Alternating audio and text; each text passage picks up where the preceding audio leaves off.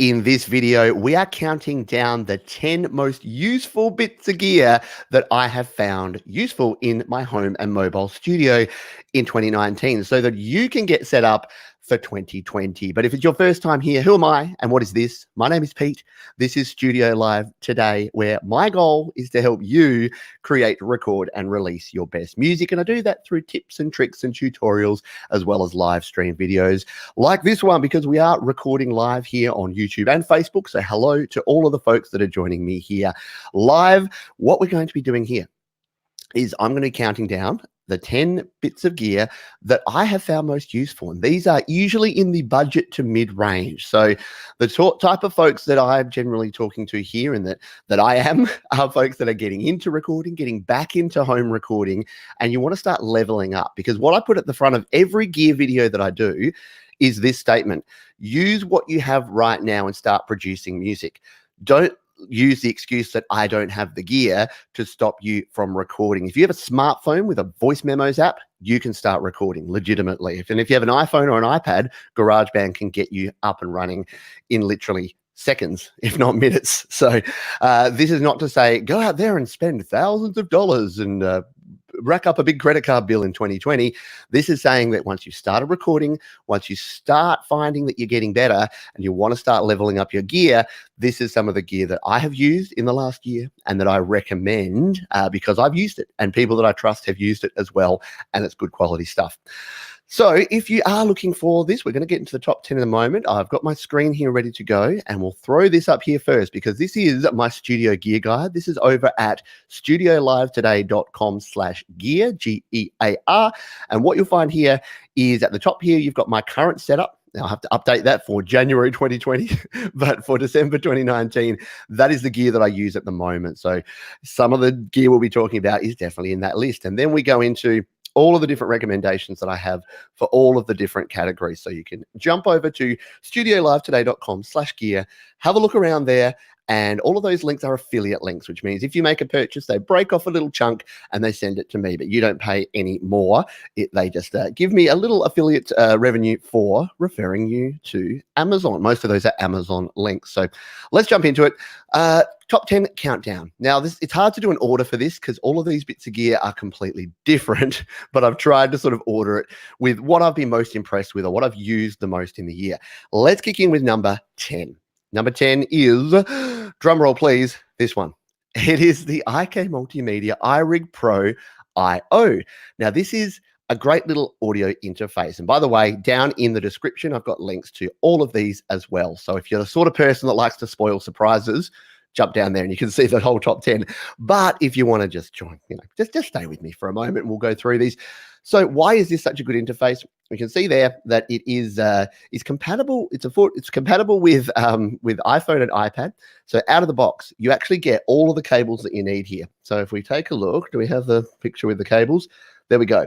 So you get MIDI cables, MIDI in and out. You get USB and you get a lightning cable. So one of the reasons that I recommend this one is if you are just getting started and if you've got anything, if you've got a laptop, if you've got an iPhone, an iPad, or all three, this one interface can help you hook up microphones, guitars, and MIDI keyboards all to whatever device you're using. So if you are after the simplest solution that you don't have to mess around with cables, you don't have to use lightning to USB adapters, you don't need power supplies necessarily, this is a great way to start. So what does this interface have rocking? Well, it's got gain control on there. You've got latency-free monitoring, so you can plug your headphones in there and monitor your audio. It's got a very nice preamp in there with 48 volts of phantom power, so you can plug in your condenser microphones as well as your dynamic microphones and your guitars as well. And the quality of this thing is quite surprising. When I picked this one up, I hadn't used many iRig products before, but I bought this one this year. As you can see, I bought it in July of 2019.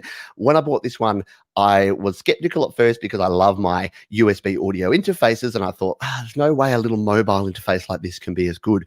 It's right up there. When people come to me and they say, what should I get for my setup?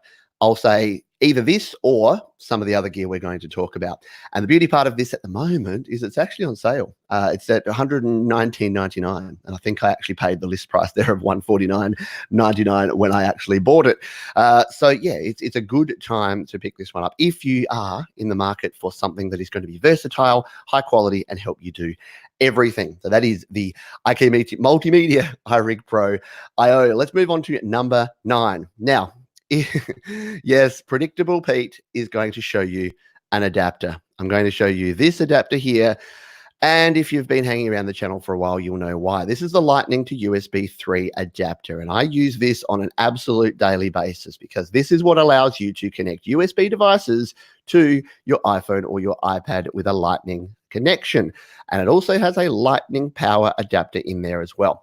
So if you're connecting USB microphones, USB audio interfaces, USB MIDI keyboards, you need one of these. Now, you can get cheaper aftermarket third-party ones. I've talked about them on the channel before.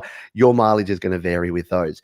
The challenge with this at the moment is, as you may have seen before, it is actually out of stock on Amazon at the moment. So if you want one right now, hit the Apple store, go to Apple online and buy it from there.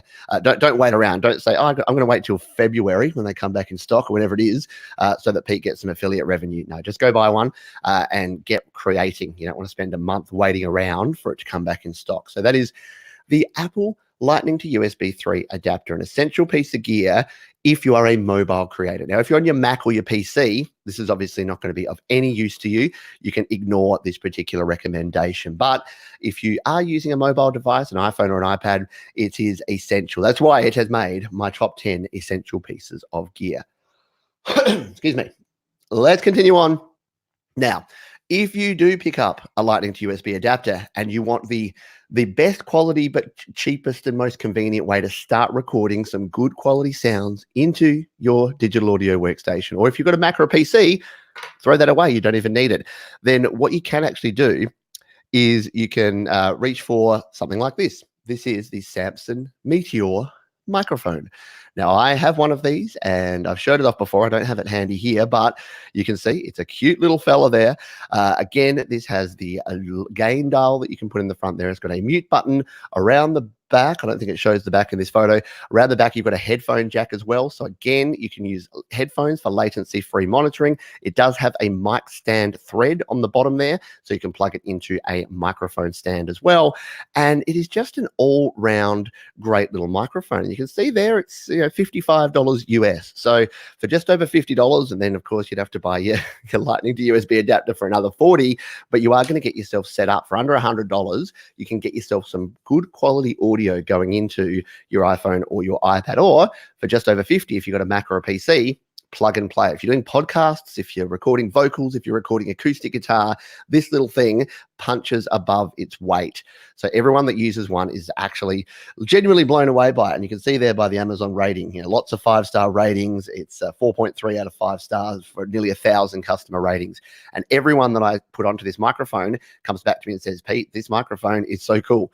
Little, portable, solid, well-built. I can't say enough good things about the Samson Meteor. So if you're in the market for a USB microphone, then Samson Meteor is what you should take a look at. Let's move on.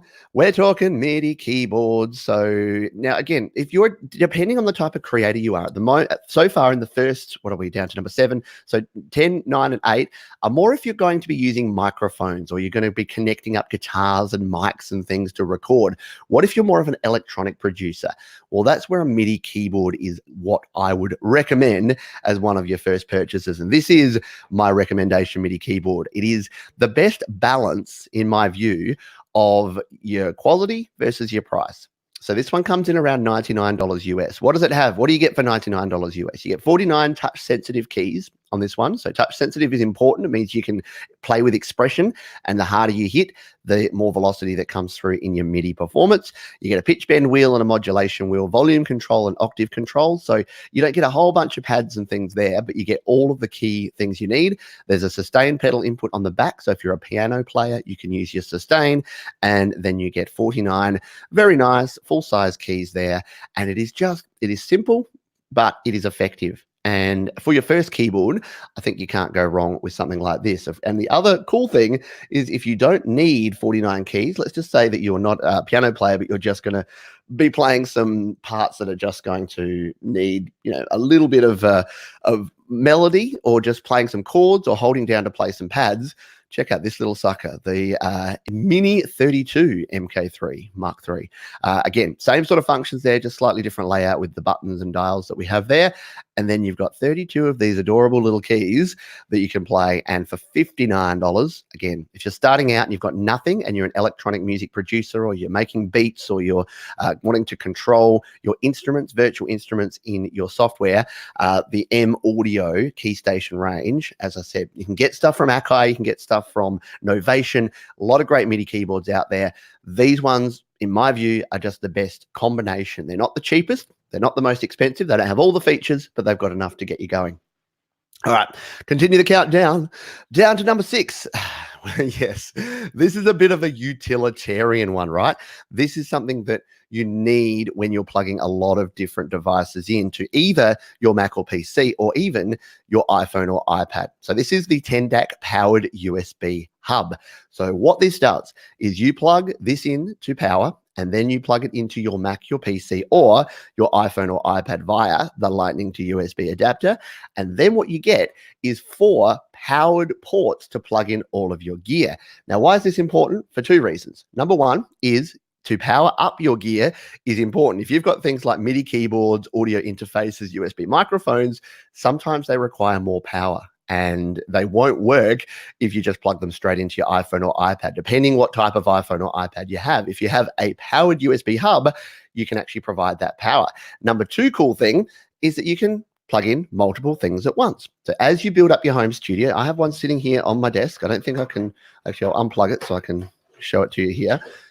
Knock over my drink. Here's the one that I have on my desk here. So this is plugged in at all times, and it just means that I can actually, you can see there I've got my dongle in there for my mouse and keyboard. So as soon as I plug this into my iPad, which is sitting up here on the desk, as soon as I plug that in, I've already got my mouse and keyboard set up, ready to go. And then I can just plug in USB mic, USB audio interface, USB MIDI keyboard, and use up to 4 things at the same time. So I think that's pretty cool. And it's pretty much essential as you're getting started. You'll need a way to power up your devices. Even if you're using just one device and your Lightning to USB adapter, just having the ability to have it all powered up and ready to go means that whether you're using a Behringer or a Focusrite or a Steinberg interface, they'll all be supported because they're all going to get enough power. And I know it's a utilitarian thing. It's not the most glamorous sort of thing, but it is a piece of gear that I use on a daily basis. Definitely worthy of my top 10 list. All right, speaking of my top 10 list, let's get down into the weeds of the top 5. And this one will come as no surprise to anyone who knows me and knows what I like. And that is my Steinberg UR22C. There it is there. And do I have it here? I was recording with it yesterday. I think it's over on the shelf. But here is the box. This is the Steinberg UR22C. I've used Steinberg audio interfaces for the longest time. They are just, again, similar to the iRig Pro IO and the Samson Meteor. They're the best combination of quality and value and performance that you're going to come across, in my opinion. Again, this is all Pete's opinion, but this is all gear that I use. I literally used this 2 days ago to record the vocals for my new song.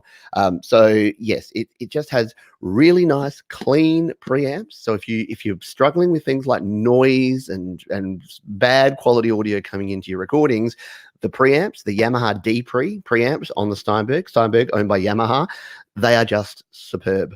So really quiet preamps, plug in your guitar there and use the high Z input. Really nice, clean sound for your guitars.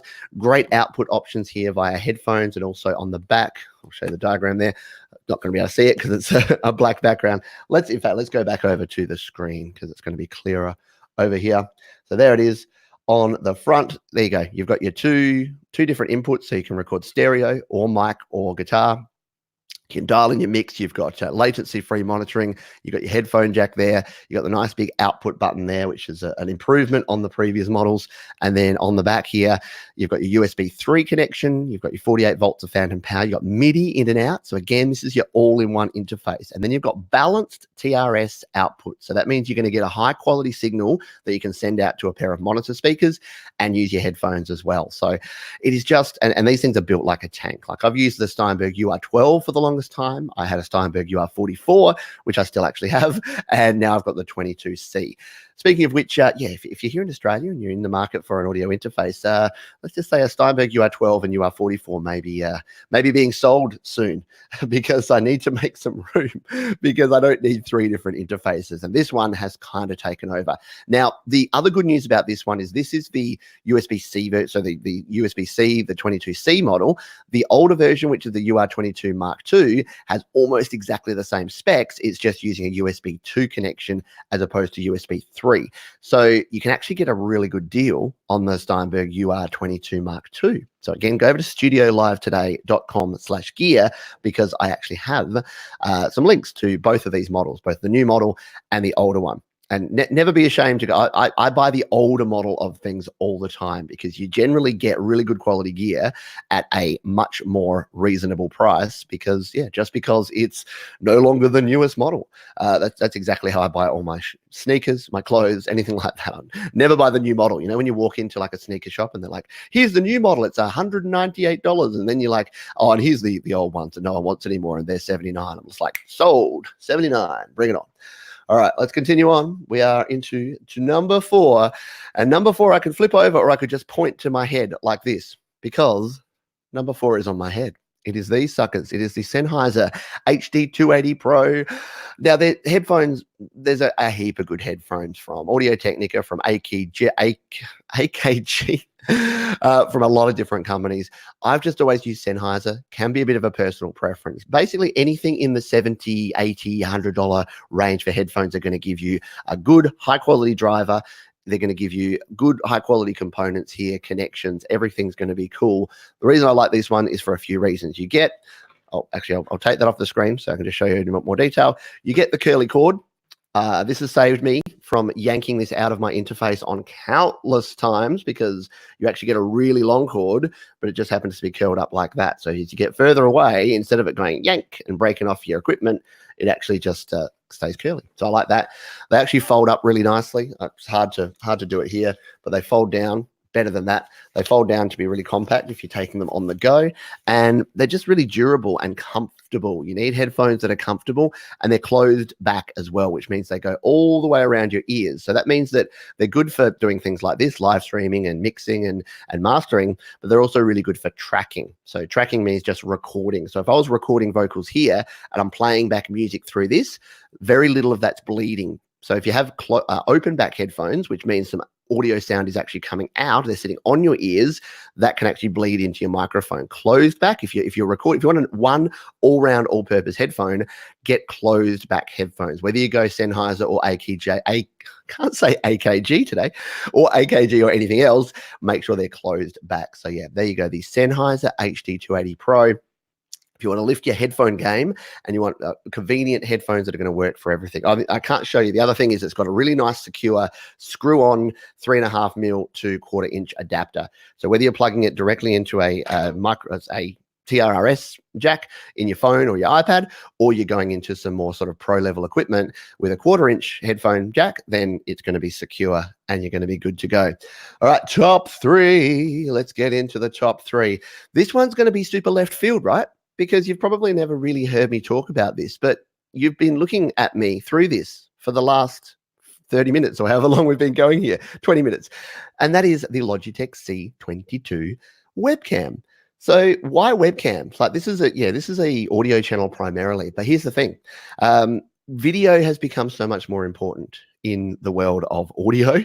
So the ability to do things like live streams, like video podcasts, like live performances of your music has just increased in importance. So if you're not creating video content around your audio, you either should be or at least be considering doing something like that. And the easiest way to get up and running with this is to use something like I'm using right now. I'm using StreamYard as the software. So that's the platform that you're seeing me. It's just in your web browser, StreamYard.com, if you want to check that out. Very cool service. And I'm using the Logitech 922. Now, the Logitech 920 is basically the same model, a few slight variations, but the Logitech 920 or 922, about $100 webcam, 1080p, autofocus, got full control over your white balance, over your exposure, over all of those nerdy photographic things that I don't understand, which means you can dial in a picture. So even my mug here, you can get a nice image here. Since I've got my lighting, it's even better, but you get a little bit of that sort of, what is it, bokeh, the background, like the slightly blurred background, and then you get your subject that can be nicely in focus, including the edge of their water bottle that they didn't realize was there. But yeah, to me, having something like this has been a game changer. To be very honest, if you've watched even my pre-recorded videos lately, I used to use a digital SLR for a lot of them, but that was big and clunky and hard to set up, and I'd have to use the SD card, then I'd have to transfer video, then I'd have to sync audio, then I'd have to do a whole lot of things. I kind of cheat these days because I think this video is actually pretty good. So if I'm just doing a talking head, or if I'm doing a tutorial where I'm showing something on the screen or on my iPad or my iPhone, especially if I'm just a little box in the corner, this is 100% adequate, and it's so easy because it's right there on your Mac or your PC. Now, this is not something for the mobile studio because iOS, at least, does not allow you to connect external cameras. I know, you got the USB connection there. You think, cool, I'll plug in my external camera to my iPhone or iPad. I don't think you can do it unless someone like Jade Star is going to tell me that you totally can using some hack or some workaround. But in my experience, you can't actually do that.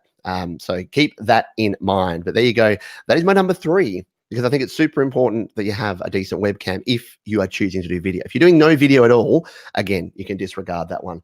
Top 2, what's going to make it? Unless you've cheated and looked at the list. Now, I know you're going to just go, oh, what a boring piece of kit to have as your number 2. But if you're a mobile creator especially, and if you're using iOS devices, you basically need to buy one of these, if not 2, and that is this sucker. This has kind of been a game changer for me, and I don't have it in reach because it's literally charging my other iPad in the other room right now. This is the ROMOSS QS10. Now, if you are like me, you've been using these mobile battery packs, power banks for a long time. And like me, you probably haven't found one that works for you on the go with all your devices in pretty much every scenario. This one does. So what does this have? Well, you can see there's the layout. So it's got one cable there, and so it's a micro USB cable, but it has an adapter literally that you can slide in and build in there, that you can either put the lightning adapter or a USB-C adapter. So depending on the gear you're using, you can just slide that in there and then clip the cable in and take it with you on the go. To charge it back up, you can see that there's 3 little ports there. So you can charge this up with a micro USB, with a lightning, or with a USB-C. So whatever cables you have going, I don't know if you've ever you've had a battery and you forgot to take the charger cable for the battery. So then you run out of charge and then you can't charge it back up. With this thing, plug it into whatever cable you've got going, and then you don't have to take any cables with you to actually be using it on the go because the cable's built right in. I know it sounds a bit pedestrian, it sounds a little dull, but again, for $20, you will thank me when you have something like this and you can actually just have it with you on the go all the time. So there are plenty of other options. There's the ROMOSS OM10, which is like a two-port version of this that has the same charging capability. So you can charge it up the same, but it has 2 full USB ports instead. I have one of those as well. I recommend it. And yes, again, apologies that number 2 is something that is such a utilitarian, pedestrian kind of thing. But I promise you, having a quality charge, just not having to worry about power. This is 10,000 milliamps. You take this with your phone, you can charge that sucker up, 2 to 3 times. Even with your power hungry newer iPhones and even your iPads, you're going to be able to keep going through the day. Let's bring it down to number 1. And to number 1, if you haven't, again, already looked and cheated, let's bring it up here like this and go. It is the Audio Technica AT2020. This microphone has been a bit of a game changer for me this year, and I have Mike over at Creative Source to thank for this microphone, because he did a mic shootout between this, an SE Electronics mic, and the Rode NT1A, I believe, and basically when I was listening to that, the quality that he got out of this one, and it won the shootout again. Sorry, spoiler alert. Go watch the video, but it won the shootout. The quality that he got out of this was actually phenomenal. And I'd heard about these. Obviously, they're a bit of an industry standard, but I was still sort of kicking around with my Samson CO1, with my MXL 550, and I thought, well, I don't really need to upgrade my condenser microphone game, because going from a $70 to a $100 mic, is there really going to be a difference? Well, let me tell you, there really is a difference. So Here's the story. Yesterday, I was, 2 days ago, I wanted to record vocals on my new song. And my new song is a bit of a rap song, a bit hip hop, a little, like it's got a lot of different styles in it. And I thought, what mic do I reach for? I reach for this one. I reach for the Audio Technica AT2020. And I was literally over on that blue couch and I just plugged into the Steinberg UR22C. I didn't even put it on a mic stand. I didn't even use a pop filter. I literally held it like this and just stood there by the couch singing into the mic here, just off to the side, so I didn't get pops and plosives. And the quality that came out of this in I think I did 3 takes. And there was no problem with quality. There was no pops. The balance between the low end and the high end was really good. The processing I had to do on that vocal was minimal, like a little tiny bit of EQ, a little bit of compression, and we were good to go. So again, if you want something that is simple, that is plug and play, that is going to get you a reliable quality result with your vocals, this is good for acoustic guitar too. I've recorded my recent acoustic guitar songs using this. So my recent song Fence Sitter, recorded the acoustic on this as well. So yeah, it is a very, very reliable all-rounder. You might be saying, Pete, why are you not using it here then for your live streams? It just so happens that I have an AE3300 from Audio Technica that, not from what, hang on, what is that? Yes, it is. So it also is AE3300 that I bought secondhand a while ago. And I've just been reusing this because it's actually a really nice mic. But this is about a $450 mic. This thing, $99. So, and the quality difference, not actually that much. So I was using this, and I'm only using this because I have it. And then it means that this is always handy, that I can plug in and do my audio recordings and my music. So that is it. Let's jump over and show you here. So here it is on the screen for those playing along at home. The Audio Technica AT2020. You can get it in its pack there with a decent pair of headphones and a stand. So that's actually not a bad option either if you're looking for the full kit and caboodle. You can go with something like that. That's $149. The regular one there for $99. Again, when you see on Amazon 4.5 star rating, and 76% of people are rating it 5-star, you kind of know that you're on a good wicket, right?